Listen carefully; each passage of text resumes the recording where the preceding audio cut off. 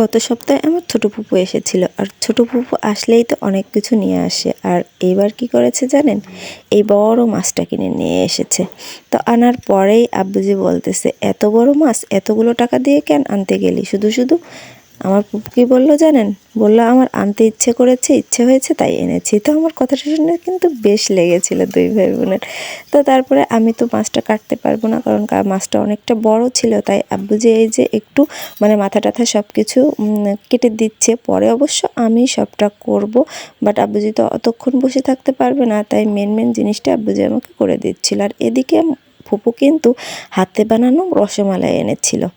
তো আমার দাদিকে খাওয়ানোর পরে টেবিলে এনে রাখাতে আমিও একটু খেয়ে দেখছি যে কেমন হয়েছে। মাশাল্লাহ, দেখতেও যতটা সুন্দর দেখাচ্ছে, খেতেও কিন্তু দারুণ হয়েছিল।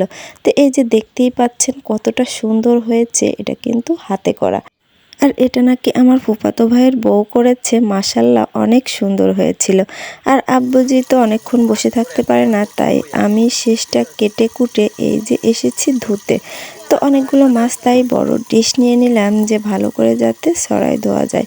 তো কাটার সময় দেখাতে পারলাম না, কারণ রক্ত টক্ত ছিল, আবার কোনো সমস্যা হতে পারে আমার পেজের, তাই আর আমি পুরোটা দেখালাম না। তো একবারে এই যে আমার কাটা মানে ধোয়াও প্রায়ই হয়ে গেছে। আর এখন আমি মাকে দেব কিছু মাছ রান্না করার জন্য। তো সকালবেলা তো আমার রান্নাবান্না হয়ে গেছিলো, তো যেহেতু মাছটা একটু পরে এনেছে, তাই ভাবলাম যে যা রান্না হয়েছে হোক, আর এখান থেকে কিছু মাছ নিয়ে ভুনা করুক, যাতে আব্বুজি ফুপু সবাই একসাথে বসে খেতে পারে। কারণ একসাথে বসে সবাই যদি একটা জিনিসকে হাতে করে আনলে একসাথে বসে যদি খাওয়া যায়, তাহলে কিন্তু দারুণ লাগে। তাই আমি ভাবলাম যে কিছু মাছ দিয়ে দিই, এগুলো ভুনা করে ফেলুক। তো এই যে আমি মাছটা মাকে আগে তুলে দিয়ে দিলাম।